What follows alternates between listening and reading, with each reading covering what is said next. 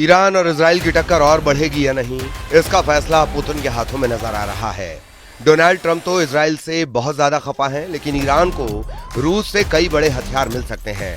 Iran के विदेश मंत्री से मुलाकात के बाद पुतिन ने अपनी एक ऐसी मिसाइल का जिक्र किया है जिससे अमेरिका और नेटो बहुत ज्यादा घबराते हैं। इजराइल के बैगल शेवा में हुआ मिसाइल अटैक, देखिए इस हमले की चर्चा पूरी दुनिया में हो रही है। सीज फायर से कुछ मिनट पहले हुए इस हमले ने नेतन्याहू से लेकर डोनाल्ड ट्रंप तक सबको चौंका दिया। इजराइल का तेल अवीव, अशदोद, जियोन नेसा और हाइफा जैसे शहरों का हाल पहले ही वायरल है। क्या ईरान अब इससे भी खतरनाक मिसाइलों से खुद को लैस करने जा रहा है? ये कयास इसलिए क्योंकि ईरान के विदेश मंत्री से मिलने के बाद पुतिन ने एक मिसाइल का नाम लिया है जिसका खौफ नेटो और अमेरिका में पहले से फैला हुआ है। इसीलिए ईरान और इजराइल के बीच सीज फायर की सबसे बड़ी वजह पुतिन और उनकी ऑरेशनिक मिसाइल को बताया जा रहा है। क्या सीज फायर के बाद भी युद्ध तेज हुआ तो ईरान रूस की ऑरेशनिक मिसाइल से हमला करने को तैयार हो रहा है? पुतिन से भी ज्यादा अब ऑरेशनिक मिसाइल का डंका बज रहा है।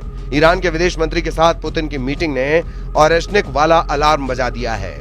क्या ऑरेशनिक का खौफ अब पश्चिम एशिया में सबसे बड़े युद्ध की शुरुआत करने वाला है?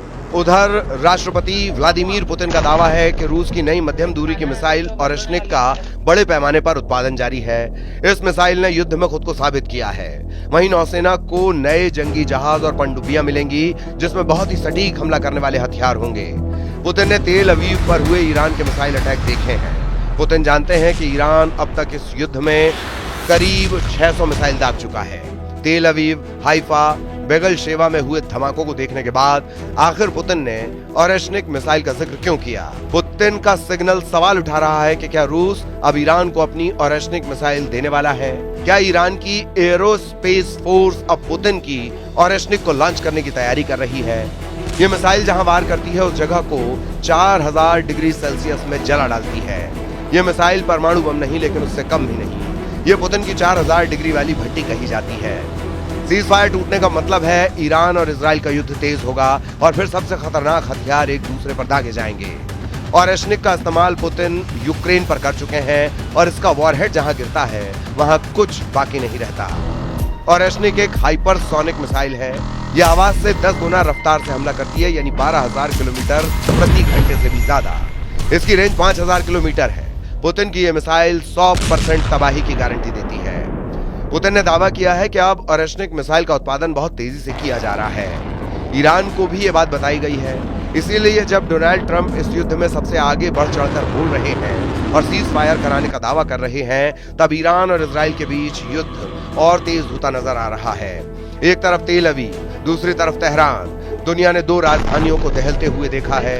एक तरफ ईरान के हमले और दूसरी तरफ इजराइल के अटैक। सीज फायर क्या डबल फायर में बदलने वाला है? इजराइल में कहां धमाका होगा? कौन सी मिसाइल गिरने वाली है? इसे लेकर इजराइल का मिसाइल ट्रैकिंग रडार सिस्टम अब एक बड़े शून्य में जाता हुआ नजर आ रहा है, क्योंकि ईरान ने अपनी सबसे खतरनाक मिसाइल से इजराइल को दहलाया है। इजराइल का दावा है कि ईरान ने हाल ही में 4 तरह की मिसाइल फायर की। इसमें सबसे खतरनाक फताह 1 और खैबर शिखर मिसाइल शामिल है।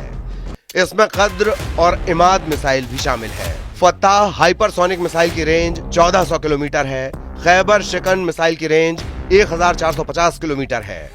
कद्र मिसाइल की रेंज 2000 किलोमीटर तक है और इमाद की रेंज 1700 किलोमीटर है। इजराइल पर हुए ताजा हमलों में इन्हीं मिसाइलों ने तबाही मचाई है। तेल अवीव से लेकर हाइफा और अशदोद से लेकर बीर शीबा और शेफाल जैसे छोटे शहरों पर अटैक तेज हो चुके हैं। इसमें कोई शक नहीं है कि ईरान में सर्वोच्च नेता अली खामेनी और राष्ट्रपति पेजेश्कियान की सरकार इजराइल और अमेरिका के टारगेट पर रही है और अब भी है। ट्रंप सोशल मीडिया पर पोस्ट कर चुके हैं कि अगर ईरान की मौजूदा सरकार मेक ईरान ग्रेट अगेन नहीं कर सकती तो उसे क्यों नहीं बदल जाना चाहिए। मतलब साफ है कि डोनाल्ड ट्रंप ने चुनाव जीतने के लिए अमेरिका में मांगा फॉर्मूला अपनाया है और अब वो ईरान में मीगा फॉर्मूला लागू करना चाहते हैं। लेकिन क्या इतना आसान है? नेतन्याहू के साथ मिलकर ट्रंप ने बेशक ईरान के परमाणु अड्डों पर दुनिया के सबसे खतरनाक बम की बारिश की हो, लेकिन ईरान भी बराबर इजराइल को चैलेंज दे रहा है। इजराइल में ईरान की मिसाइल ऐसे गिरी है जैसे आसमान से बिजली गिरती है। कोई नहीं जानता कि ईरान की बैलिस्टिक मिसाइल कहां गिरेगी और इस बात को इजराइल की सेना भी मान चुकी है। इजराइल की सेना ने कहा है कि हाइफा पर मिसाइल अटैक के दौरान सायरन इसलिए नहीं बजा क्योंकि उसके डिफेंस सिस्टम में तकनीकी दिक्कत थी, बल्कि उनका सिस्टम ईरान की मिसाइल का पता लगाने में नाकाम रहा। मतलब साफ है कि इजराइल का मिसाइल डिफेंस सिस्टम अब ईरान की मिसाइलों को रोकने में फेल साबित हो रहा है। इजराइल और ईरान के युद्ध में सीज फायर नहीं बल्कि डबल फायर के खतरे ने यूरोप को भी डबल टेंशन दे दी है। फ्रांस ने इजराइल से अपने नागरिकों को निकालने के लिए सेना का विमान भेजा। पहले ग्रुप में 160 फ्रांसीसी नागरिकों को वापस पेरिस ले जाया गया। इजराइल में फ्रांस के करीब 2.5 लाख नागरिक रहते हैं, जबकि काउंसलर लिस्ट में 1 लाख फ्रांसीसी नागरिकों के नाम है। जाहिर है कि युद्ध तेज होने का खतरा खत्म नहीं हुआ है बल्कि बढ़ता जा रहा है। रूस के विदेश मंत्री भी मान रहे हैं कि सीज फायर के बाद डबल फायर के हालात बन चुके हैं। रूस के विदेश मंत्री का कहना है कि हम इस समझौते का स्वागत तभी करेंगे जब इस पर अमल होगा, लेकिन इसकी घोषणा के बाद इजराइल और ईरान के बीच हमलों की खबर आने लगी। इजराइल और ईरान के युद्ध में ताजा हमले बता रहे हैं कि दोनों की सेनाएं अपनी रणनीति बदल रही हैं। इजराइल में 48 घंटों के अंदर मिसाइल तो कम गिरी, लेकिन उनकी कामयाबी का रेट नेतन्याहू और उनकी सेना के हौसले पस्त कर सकता है। खामेनेई का फोकस इस वक्त इजराइल पर है, क्योंकि अमेरिका ने एक तरह से अब इस युद्ध से खुद को अलग कर लिया है। ईरान ने कतर पर मिसाइल दागकर अमेरिका से बदला लेने का ऐलान किया और फिर इजराइल पर अपनी मिसाइलें तान ली हैं। अगर ईरान को रूस से ओरेशनिक मिसाइल मिलती है तो ये नेतन्याहू के लिए बहुत बुरी खबर मानी जाएगी, क्योंकि ट्रंप के सख्त शब्द बता रहे हैं कि वो इजराइल के तेवर से खुश नहीं है। सीज फायर से पहले भी और सीज फायर के ऐलान के बाद भी ईरान और इजराइल में तनाव बरकरार है।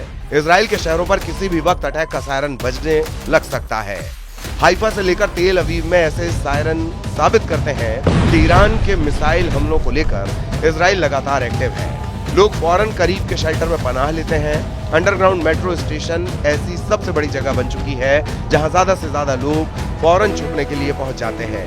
इसलिए अगले 24 घंटे ईरान और इजराइल के युद्ध को लेकर बहुत गंभीर होने जा रहे हैं। ईरान और इजराइल दोनों इसकी बार बार गारंटी दे रहे हैं, लेकिन अमेरिका ने इस युद्ध से किनारा कर लिया है, जबकि पुतिन ने ओरेशनिक मिसाइल का जिक्र करके बता दिया है कि ईरान अकेला नहीं है।